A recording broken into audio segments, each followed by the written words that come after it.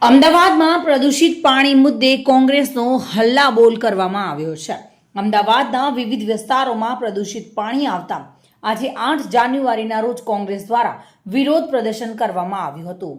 દાણાપીઠ ખાતેની મ્યુનિસિપલ કોર્પોરેશનની ઓફિસ ખાતે હાય રે મેયર હાય હાયના નારા લાગ્યા હતા.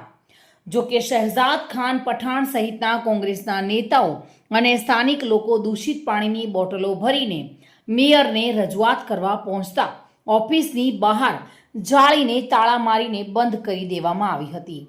વિપક્ષના નેતાઓ, કોર્પોરેટરો અને કાર્યકર્તાઓને પ્રવેશ આપવામાં ન આવતા તમામ લોકો જાળીની બહાર બેસી ગયા હતા. મેયર પ્રતિભા જૈન ઓફિસમાં આવે તે પહેલા જ પીએસઆઈ દ્વારા દૂષિત પાણીની બોટલ લેવાનો પ્રયાસ કરાતા વિપક્ષ નેતાએ તેઓને ખખડાવ્યા હતા. શહેજાદ ખાન પઠાણે મેયરના ટેબલ પર ગંદા પાણીની બોટલ મૂકીને કહ્યું હતું કે આ બ્લેક કોફી નથી, પરંતુ કોર્પોરેશન પ્રજાને જે પાણી આપે છે તે પાણી છે અને આવું પાણી અમદાવાદની પ્રજા પીવે છે.